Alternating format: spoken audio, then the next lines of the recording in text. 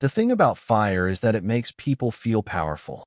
When flames rise and walls crack and something that once stood solid begins to collapse, there is a rush that convinces the person holding the match that they are in control. That illusion is what Marcus Holloway felt the night he set the old building ablaze. Not fear, not regret, satisfaction. The property sat at the edge of downtown Baltimore, a 4-story brick structure wedged between a shuttered diner and a boarded-up pharmacy. It had been empty for years, or so Marcus believed. A failed investment, a mistake he was tired of carrying. He stood across the street in the glow of the streetlight, hoodie pulled tight, watching flames lick the windows as smoke curled into the cold night air. Sirens echoed somewhere in the distance, but he did not rush. He wanted to see it burn. That building represented everything he hated about the last decade of his life. The promises that never paid off. The deals that fell through. The wife who had grown quiet and distant, always tired, always distracted, always somewhere else. Burning it felt like cutting loose dead weight. He did not know that less than 12 hours earlier, his wife had signed paperwork that made her one of the most powerful real estate executives in the country. Earlier that same evening, Lauren Holloway stood in a glass-walled boardroom overlooking the Chicago skyline. The city stretched beneath her like a grid of lights and ambition. She sat at the head of the table, posture calm, expression unreadable, fingers resting lightly on a leather folder embossed with the logo of Dominion Crest Properties. $95 billion in assets. Commercial towers. Residential complexes. Entire city blocks across the Midwest and East Coast. No one in that room raised their voice. They did not need to. Power moved differently here. Quiet. Decisive. Final. When the last signature dried, the chairman slid the folder toward her and said, "Welcome, Chief Executive Officer." Lauren nodded once. No smile. No tears. Just a slow breath in and out. She had learned long ago that the loudest reactions were reserved for people who needed to be seen. She did not. Back in Baltimore, Marcus watched firefighters surround the building, hoses uncoiling, radios crackling. Someone shouted. Someone else pointed. He slipped away before questions could be asked.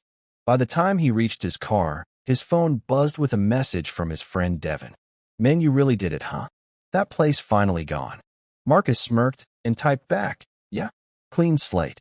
He drove home to the row house he and Lauren shared, the one she had bought under an LLC years earlier. He never asked how she afforded it. He never asked much of anything anymore. He let himself in, tossed his keys on the counter, and noticed the house was unusually quiet. No television, no music, no hum of Lauren working late in the spare bedroom she called her office. On the kitchen island sat an envelope, thick, cream-colored, his name printed neatly on the front. Marcus frowned and tore it open. Inside were printed documents, insurance notifications, legal language. One line caught his attention immediately. Claim denied due to intentional destruction of property. His stomach tightened. Another page detailed the estimated value of the building before the fire. Another outlined potential criminal charges pending investigation. Marcus felt the first crack of unease split through his satisfaction. He dropped into a chair, running a hand over his face. That building was supposed to be a loss he could erase. Instead, it was becoming a liability he could not outrun. The front door opened quietly. Lauren stepped inside, coat draped neatly over her arm, heels clicking softly against the hardwood. She paused when she saw him at the table, papers spread in front of him like evidence. "You're home early," Marcus said, forcing a casual tone. "So are you," she replied. She set her bag down and glanced at the documents. Her eyes moved quickly, efficiently, absorbing information the way she always did. "You burned it," she said. Marcus stiffened. "I did what had to be done. That place was bleeding us dry." Lauren looked at him then. Really looked at him. The soot still smudged near his sleeve. The adrenaline still clung to his posture. "Us," she repeated quietly. The word hung between them. Marcus scoffed. "Don't start." You haven't cared about that property in years. Or anything else I do, for that matter. Lauren removed her coat and hung it carefully by the door. Every movement measured. Controlled. I cared, she said. I just didn't announce it. Marcus stood abruptly. You think you're better than me now? Always disappearing. Always secretive. Like you're carrying some double life I'm not part of. Lauren met his gaze. Her face gave nothing away. You made a decision tonight, she said. One that affects more than you realize. Marcus laughed, sharp and bitter. What are you going to do, Lauren? Lecture me? File another complaint? You don't even know how bad things are. She took a step closer. Her voice remained even. I know exactly how bad things are. Silence pressed in. Marcus threw the papers back onto the table. Well, congratulations. Now we're both screwed. Lauren did not argue. She did not raise her voice. She simply picked up the envelope, straightened the pages, and placed them back where they had been. No, she said. We are not. Marcus opened his mouth to respond, but the words died there. Something in her tone stopped him. Not anger. Not fear. Certainty. She turned and walked toward the hallway. I'm going to bed, she added. We'll talk tomorrow. He watched her disappear down the hall, a knot forming in his chest that he could not explain. For the first time that night, the fire did not feel like control. It felt like a mistake. And right there, before the truth surfaced, before the world shifted, before the power dynamic snapped in half, let me pause for a moment. If you're listening right now, help me prove something wrong. My mother said I wouldn't even reach 1,000 subscribers, but I believe stories like this deserve to be heard. Help me show her that these tales matter. Marcus sat alone at the kitchen table long after the house went dark, unaware that by morning, the fire he started would be the smallest blaze in his life.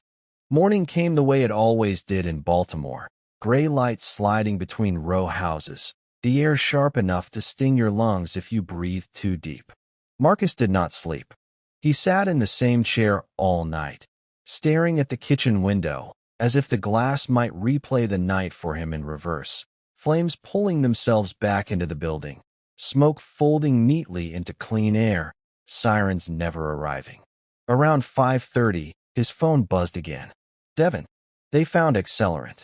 Fire marshal saying it wasn't electrical. You good? Marcus swallowed and typed back. Stop texting me about this. Delete your messages. He set the phone down and rubbed his palms over his face.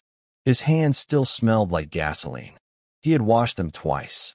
The scent stayed anyway, like the truth did not believe in soap. Lauren's side of the bed had been untouched. He heard the shower run once, quiet, then stop. By 6:15 she was dressed, hair pulled back, movements smooth and unhurried. She walked through the kitchen in a tailored coat, carrying herself with the kind of stillness that made people turn their heads in a room without knowing why. Marcus watched her pour coffee like nothing had happened. You're going to work, he said. I am, Lauren replied. Marcus forced a laugh that came out hollow. You're acting like we're not about to have cops knocking on our door. Lauren set her mug down gently. They will knock, she said. At some point. He stared at her. How can you say that like it's just weather? Lauren looked at him for a long moment, then reached into her bag and slid something across the counter.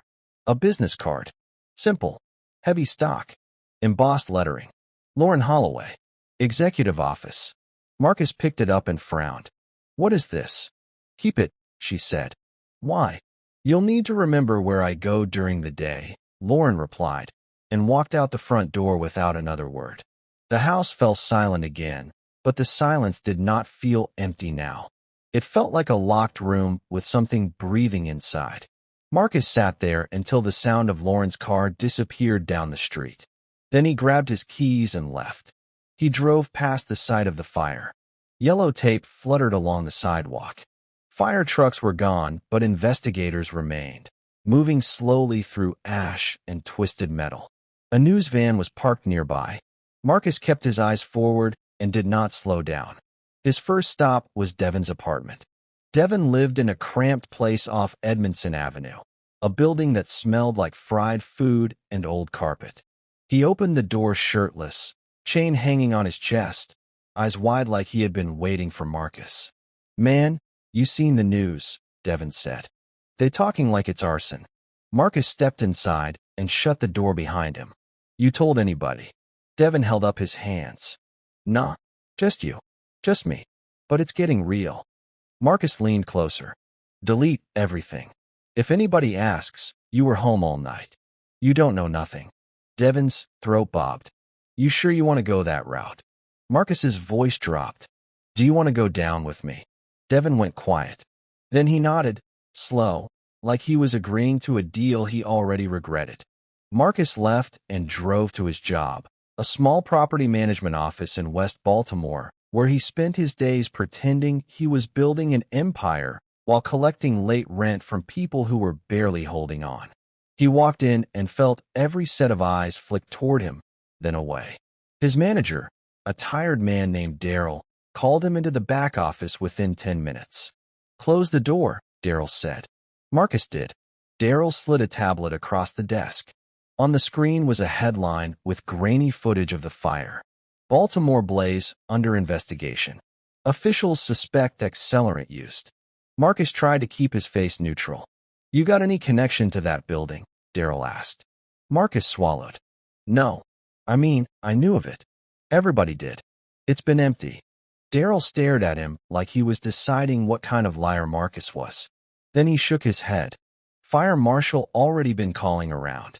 They asking about people connected to old liens, old management contracts, anything." Marcus forced a shrug. "That building ain't mine." Daryl leaned back. "Good. Because if your name ends up attached to an arson case, you're done here. You hear me?" Marcus nodded, but his stomach tightened. Done here meant more than losing a job. It meant losing the last thin layer of normal he could hide under. His phone buzzed again as he walked out of the office. Unknown number. He answered. "Hello, Mr. Holloway," a calm voice said. "This is Investigator Brooks with the Baltimore Fire Department. I'd like to ask you a few questions regarding the property on Fayette Street." Marcus's throat went dry. "I don't know what you're talking about." There was a pause on the line, like the investigator was letting Marcus hear his own panic. "We have records of prior involvement," Brooks continued. "Nothing formal, but I'd like to clarify some details. Can you meet today?" Marcus glanced around the parking lot, feeling exposed. "I'm working. We can come to you," Brooks said. Marcus's heart hammered. "No, I'll come in." 2 o'clock, Brooks replied. "Downtown office. Bring identification." The line went dead. Marcus stood there a moment. Phone pressed to his ear after the call ended, like holding it might keep the world from moving forward. On the other side of the country, Lauren stepped out of a black car in Chicago and did not look up at the skyline. She had seen it 1,000 times, and it did not impress her anymore. What mattered was the weight behind the glass doors she was walking toward. The lobby of Dominion Crest Properties smelled like polished stone and money. Security nodded when she entered, not because they knew her personally, but because her presence carried authority the way certain people carried perfume. Upstairs, her executive assistant met her at the elevator. "Good morning, Ms. Holloway," the assistant said. "The legal team is waiting. Also, the press office is asking if we can push the leadership announcement forward." Lauren's expression remained calm. "Not yet. The rumors are starting," the assistant warned. "Business outlets are circling." Lauren removed her gloves slowly. "Let them circle."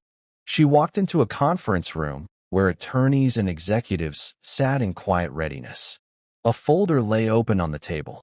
On top of it was a printed report. Baltimore fire investigation. Dominion Crest subsidiary property destroyed. Lauren read the first line, then the second.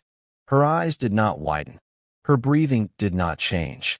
But something in her posture shifted, almost invisible, like a blade being turned in its sheath. The property Marcus burned was not just an old mistake. It belonged to the company. A man on the legal team cleared his throat. "We have a complication," he said carefully. "The property was scheduled for redevelopment. If this is ruled arson, insurance will deny coverage. We'll need to identify any parties with motive." Lauren closed the folder gently. You will, she said. The room went still. They all watched her, waiting for emotion, for surprise, for questions. Lauren asked none. Instead, she reached into her bag and pulled out her phone. She stared at the screen for a moment before typing one message. We talk tonight. No excuses. She hit send. Back in Baltimore, Marcus sat in his car outside the downtown fire department office, hands clenched around the steering wheel, sweat cold against his neck despite the winter air. He watched people walk in and out, ordinary faces, ordinary steps, like the building did not contain the power to ruin a life. He checked his phone and saw Lauren's message. We talk tonight. No excuses. For a second, anger rose in him. How dare she act like she was the one in control? How dare she demand anything when she had spent years giving him silence? Then his eyes dropped to the business card she had left on the counter, still in his pocket. Executive office. Marcus stared at those two words until his stomach turned. He opened the car door, stepped out, and walked toward the building where Investigator Brooks was waiting. He did not know that by the time he got home that night, Lauren would already have decided what his fire was going to cost him. The interview room smelled like disinfectant and burnt coffee, the kind of place designed to make people feel smaller the longer they sat in it. Marcus rested his forearms on the metal table and stared at the one-way mirror, convinced someone was watching even if no one was.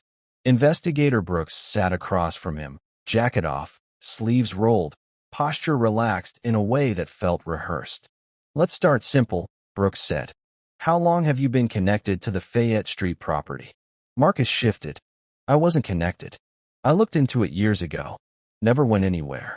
Brooks nodded, scribbling something. Yet your name appears in multiple inquiries tied to that address.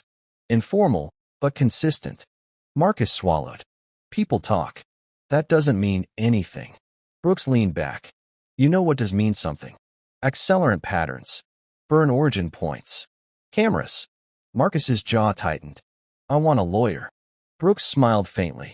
That's your right. Just understand, once lawyers get involved, timelines speed up. Things get less flexible. Marcus felt heat rise in his chest. Are you threatening me? No, Brooks said calmly. I'm explaining physics. Pressure applied in the right place creates movement. The door opened, and a uniformed officer stepped in, handing Brooks a folder. Brooks glanced through it, then looked back at Marcus with a new expression. Curious, almost amused. Looks like you're having a busy day, Brooks said. Your wife's company just reported a loss tied to that fire. Marcus froze. My wife's company. Brooks watched his reaction carefully. Dominion Crest Properties. Ever heard of them? Marcus shook his head too quickly. No. Brooks tapped the folder. They're claiming ownership of the Fayette Street building. Billion-dollar firm. Strong legal team. They don't usually miss details. Marcus felt the room tilt. That building wasn't owned by any corporation. It was abandoned. Brooks shrugged. Not according to these records. Looks like it was transferred through a subsidiary. Quietly. Happens all the time. Marcus leaned back, pulse pounding. What does that have to do with me? Brooks closed the folder. That depends. Did you know your wife worked there? Marcus laughed, sharp and defensive. She doesn't work for some billion-dollar company. She barely talks about her job. Brooks studied him. Funny thing about quiet people. They don't advertise. The interview ended without charges. Not yet.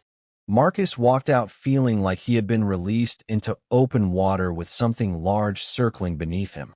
He drove home slowly, replaying every word Brooks said, every implication he did not want to hear. Lauren was already there when he arrived. She stood in the living room with her coat still on, phone in hand, the late afternoon light cutting her into clean lines and shadow. The house felt different with her standing there. Larger, sharper, like it belonged to her in a way Marcus had never noticed before. You went downtown, she said. Marcus hesitated. How do you know? She lifted her phone slightly. I get alerts. For what? He snapped. My movements. Lauren met his eyes. For my assets. The word landed heavy. Marcus laughed again, but this time it sounded strained. You're being dramatic. Lauren stepped closer. You burned a building owned by my company. Silence fell hard. Marcus stared at her. Your company? Yes. He shook his head slowly. No, that's not possible. Lauren reached into her bag and placed a folder on the coffee table. Inside were deeds, corporate filings, transfer records, logos, dates, signatures. Dominion Crest acquired the property 18 months ago, she said, under a redevelopment plan approved last quarter. Marcus flipped through the pages with shaking hands. Why didn't you tell me? Lauren watched him. You never asked. He looked up, anger flashing. That's not fair. Fair is subjective, Lauren replied. Accurate is not. Marcus pushed the folder away. So what? You own some building. That doesn't make you. Careful, Lauren said quietly. The warning in her voice stopped him. She continued. The fire investigation will conclude arson. Insurance will deny the claim. Losses will be assigned. Someone will be held responsible. Marcus felt his chest tighten. You wouldn't. Lauren tilted her head slightly. Wouldn't what? Turn me in, he said. Destroy me. Lauren's expression did not change. You destroyed something that did not belong to you. He stood abruptly. I did it for us. Lauren's gaze hardened. You did it for control. The room seemed to shrink around them. Marcus ran a hand through his hair. You think you're better than me now? No, Lauren said. I think I've always been different. She turned and walked toward the hallway. We're done talking for tonight. Marcus followed her. You can't just drop something like this and walk away. She stopped at the door of her office. I can. And I am.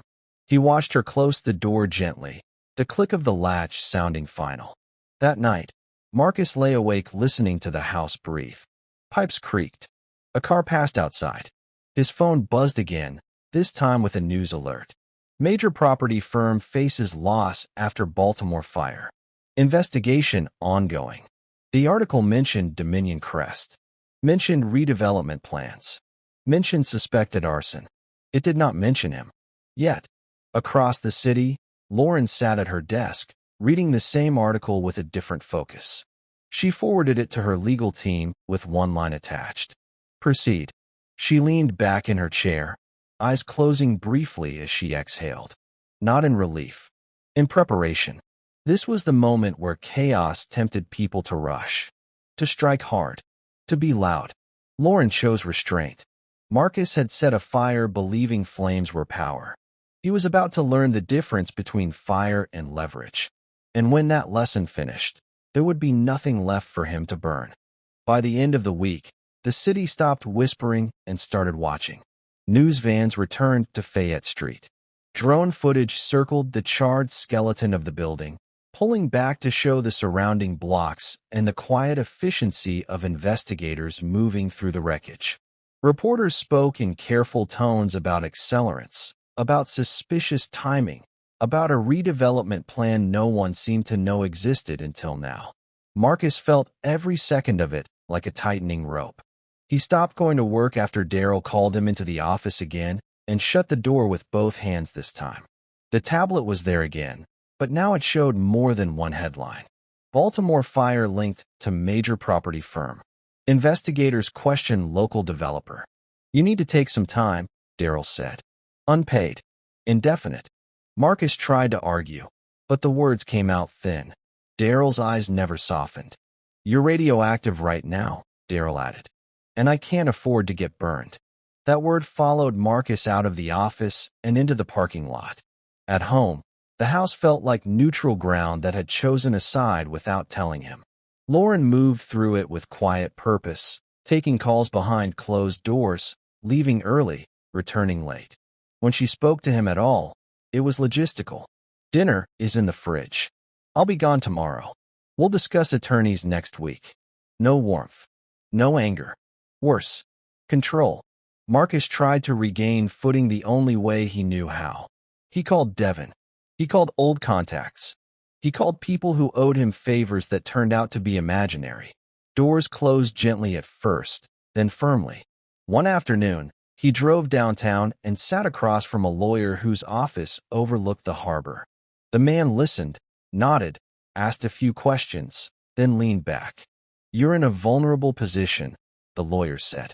"Corporate ownership complicates things, especially when intent is suspected." "I didn't mean for anyone to get hurt," Marcus said. The lawyer clasped his hands. "Intent isn't always about bodies. Sometimes it's about motive." Marcus left without retaining him. By Friday, the fire marshal's office requested a second interview. This time, Brooks was less conversational. "We're narrowing our focus," Brooks said, tapping a file. "You've been cooperative so far. That helps." "What does that mean?" Marcus asked. "It means you should continue to be." When Marcus got home that evening, Lauren was waiting for him in the living room. Not standing, sitting. The difference mattered. She gestured to the chair across from her. "Sit." Marcus hesitated, then did. Lauren placed a slim folder on the coffee table between them. "Dominion Crest's board met this morning." Marcus said nothing. "They are not pleased," she continued. $95 million in projected redevelopment value is gone. Not damaged. Gone. His stomach dropped. $95 million. "Yes," Lauren said calmly. "They expect accountability." Marcus leaned forward. "So what? They sue me. I don't have that kind of money." Lauren looked at him steadily. "They don't need your money. They need a responsible party." His breath quickened. "You wouldn't let them make an example out of me." Lauren's voice remained level. "You made yourself an example." He shook his head. "I'm your husband." She held his gaze. "For now." The words cut deeper than anything Brooks had said. Marcus stood abruptly. "This is insane. You're acting like I'm some stranger." Lauren rose as well, unhurried. "You treated me like one for years." Silence fell again, thick and unforgiving. Marcus's phone buzzed on the table. A notification from social media. Someone had tagged him in a post. A shaky video clip of the fire with text layered over it. "They say the owner burned it himself." His name was not in the caption, but the comments were starting to ask. Lauren glanced at the screen once. "It's starting." "What?" Marcus demanded. "The separation," she said. "Public perception doesn't wait for facts." He stared at her. "You're enjoying this." "No," Lauren replied. "I'm managing it." She picked up the folder and handed it to him. "These are preliminary filings. Civil, not criminal. Yet." Marcus flipped through them with trembling fingers. His name appeared again and again. "You filed this," he said. Lauren nodded. "My company did." "You could stop it," Marcus said quietly. Lauren met his eyes. "Why would I?" The question was not cruel. It was surgical. Marcus felt something inside him give way. "I built everything I had around you. Around us." Lauren's expression softened just slightly. Not with sympathy, with clarity. "You built yourself around control," she said. "I built myself around preparation." She turned and walked toward the hallway. "You should get your own counsel." That night, Marcus slept on the couch. He dreamed of fires spreading without heat, buildings collapsing without sound. The next morning, Lauren left before dawn. She flew to New York for a closed-door meeting with regulators and investors. In a glass tower overlooking the river, she sat across from men and women who measured risk in decades and power in silence. They asked questions. She answered them. They asked about liability. She handed them documentation. They asked about her husband. She said he acted independently. Nothing more. By the time she landed back in Maryland, the board had approved a unified legal strategy. Dominion Crest would pursue damages aggressively, publicly, cleanly. When Lauren returned home, Marcus was gone. He had left a note on the counter. "We need to talk before this goes too far." She read it once and set it aside. By Sunday, the story had shifted again. Major property firm names individual in fire investigation.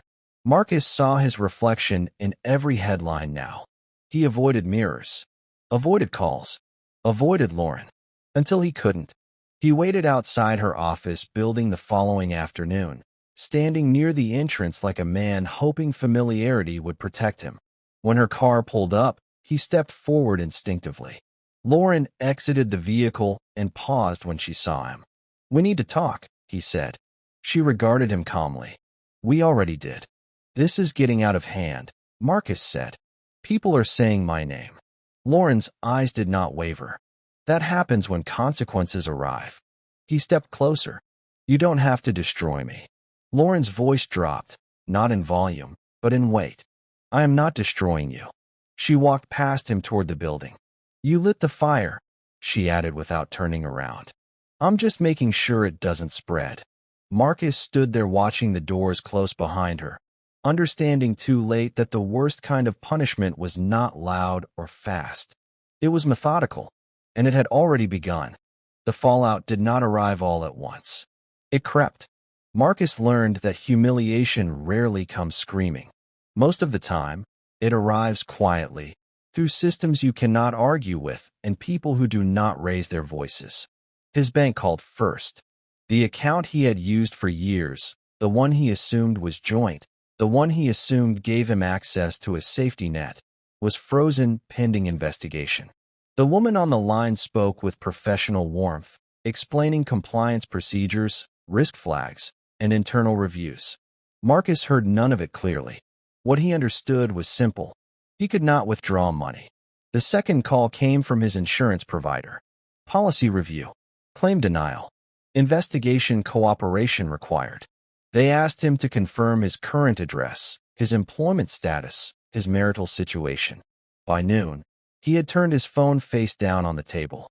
He drove aimlessly through the city, past neighborhoods where people still waved to each other on stoops, past corner stores where cash was king and no one asked questions. He felt invisible and exposed at the same time, like the city had decided he no longer belonged to any of it. When he returned home, Lauren's car was not in the driveway. The house felt colder without her in it, not physically, but structurally, like the walls had lost their reason for standing. He moved through rooms touching things, as if checking whether they were still real. The couch, the bookshelf, the framed photo from years ago when they still smiled easily beside each other. His phone buzzed again. A message from a number he did not recognize. We need to talk. Now. It was Lauren. He stared at the screen for a long moment before replying. Where? Her response came quickly. The house. 1 hour. When she arrived, she did not remove her coat.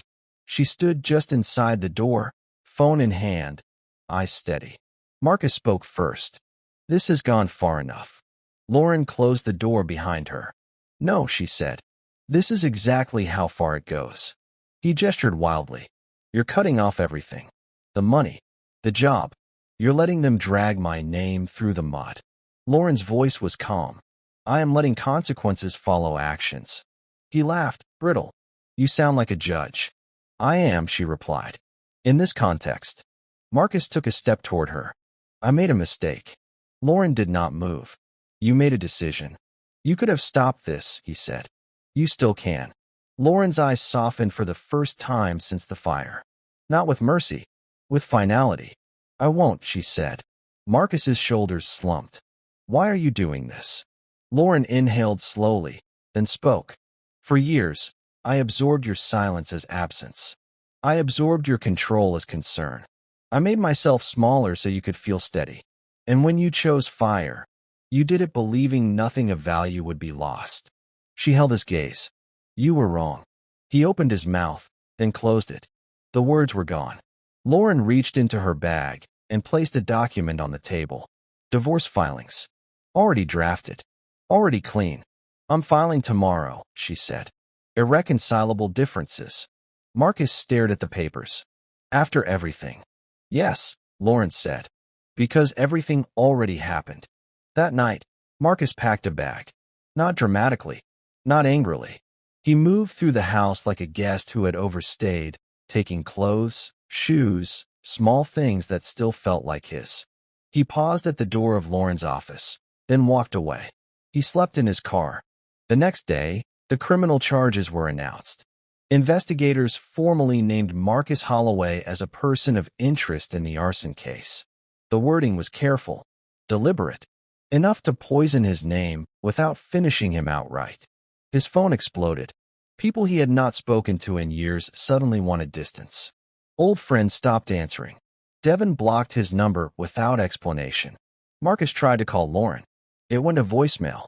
He left a message he did not remember recording. By the end of the week, he was officially unemployed.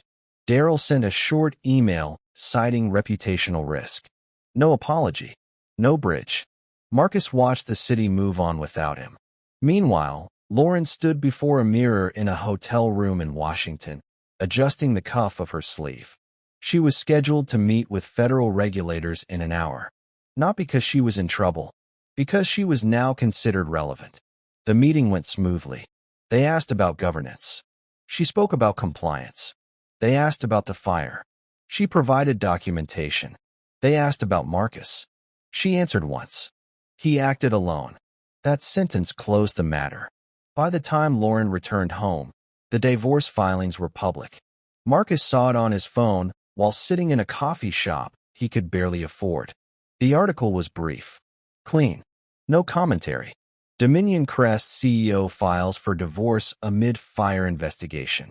Her title came before her name. That was when he understood. He had not lost control because of the fire. He had lost it because he never had it to begin with. Days later, he showed up at her office again. Not angry. Not demanding. Smaller. Lauren met him in the lobby this time. "I just need to talk," he said quietly. She considered him for a moment, then nodded. They sat in a private conference room overlooking the city. Marcus stared at the view like it might teach him something. "I don't recognize my life anymore," he said. Lauren folded her hands. "I do." He looked at her. "You were always planning this." "No," she replied. "I was always preparing." He laughed softly. "Is there anything left for me?" Lauren stood. "There is," she said. "Accountability." She walked to the door, then paused. "This ends with dignity if you let it," she added. "Or it ends publicly." Marcus lowered his head. She left him there, alone with the view. As Lauren stepped back into the hallway, her assistant approached. "The board wants to move forward with the final phase," the assistant said. "Public announcement. Full transparency." Lauren nodded. "Schedule it." That night, Lauren sat alone in her home, the silence no longer heavy but settled. She opened her laptop and reviewed the announcement draft. Her name, her title, the scope of her authority. Before closing it, she paused. "Please subscribe to HUP Stories, and let's keep breathing life into stories that were never meant to stay silent." "Now, let's continue." Lauren closed the laptop and looked out the window. Tomorrow, the truth would not arrive quietly. Tomorrow, the world would see who she had always been. And Marcus would finally understand what it meant to burn something that was never his to destroy. The announcement landed on a Monday morning, timed with precision. Lauren stood behind a podium in a conference room overlooking the Potomac. The city stretched out behind her like a quiet witness. Cameras lined the back wall. Reporters filled the seats, notebooks open, voices low.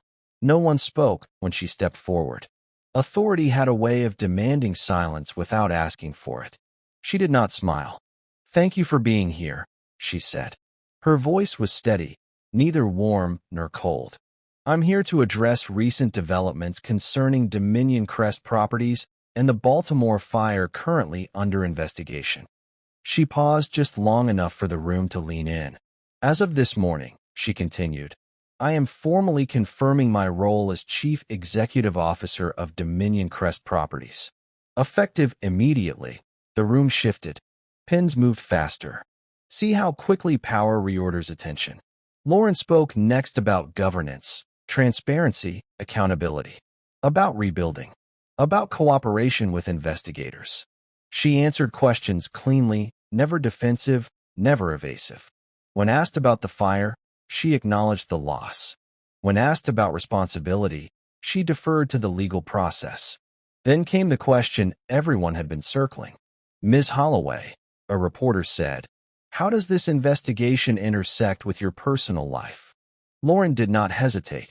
"It doesn't," she replied. "My personal matters are separate, and they will remain so." That answer ended it. By the time she stepped away from the podium, the narrative was locked. CEO, leader, control. The fire was now a footnote to her authority, not a stain on it. Marcus watched the press conference from a cracked phone screen in a borrowed apartment across town. The place smelled like someone else's cooking and someone else's regrets. He sat on the edge of a mattress with no frame, volume turned low, eyes fixed on Lauren's face. He barely recognized her. Not because she had changed, but because he finally saw her clearly. The next few weeks finished what the fire had started. The criminal charges came quietly. Arson, property destruction, fraud, not shouted, filed. Marcus surrendered without spectacle. No cameras, no crowd, just paperwork and fingerprints and the sound of a door closing behind him. The civil suit moved faster.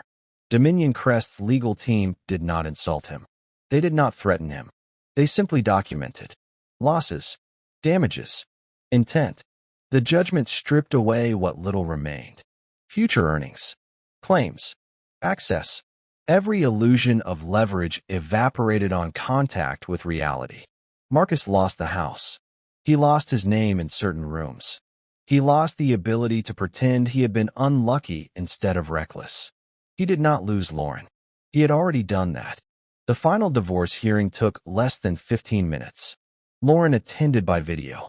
Marcus stood alone in a small courtroom, suit ill-fitting, eyes down. The judge read the terms. Clean, unemotional, final. When it was over, Marcus stepped outside into sunlight that felt undeserved. He stood there for a long moment, unsure where to go, unsure what part of himself still existed outside of the consequences. Across the city, Lauren unlocked the front door of her home and stepped inside alone. The silence greeted her differently now. Not heavy, not sharp, settled. She walked through the room slowly, touching nothing. She did not feel triumph. She did not feel loss. She felt alignment. The rare, steady sense that comes when your life finally reflects your choices. That evening, she sat at her kitchen table with a cup of tea and opened a folder marked Fayette Street. She reviewed the final redevelopment plan approved by the board. Affordable housing, mixed-use space, community investment. The fire had erased a structure. It had not erased intention. She signed the approval and closed the folder.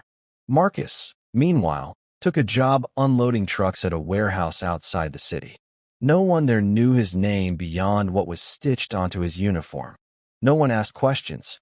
No one cared. The work was heavy, honest, exhausting. Some nights, he thought about reaching out to Lauren. Not to ask for help, just to say something. Anything. He never did. Months passed. The city moved on. Fires were replaced by other stories. Lauren's name appeared in business journals, policy discussions, leadership profiles. Always composed. Always measured. She never spoke publicly about Marcus again. One evening, after a long day of meetings, Lauren drove past the site on Fayette Street. Construction lights illuminated fresh foundations. Steel beams rose where ash once settled. She slowed for a moment, then continued on. There was nothing left to revisit. The power Marcus thought fire gave him had been loud, brief, and destructive. The power Lauren carried had been quiet, patient, and permanent. She had not needed to raise her voice. She had not needed to rush. She had simply let the truth arrive at its own pace. And when it did, there was nothing left to argue with. If you enjoyed this story, please smash that like button. It really helps the channel grow. Don't forget to subscribe and hit the notification bell so you never miss a twist. What would you have done if you were in the same situation? Let me know in the comments below. Thanks for watching and see you in the next story.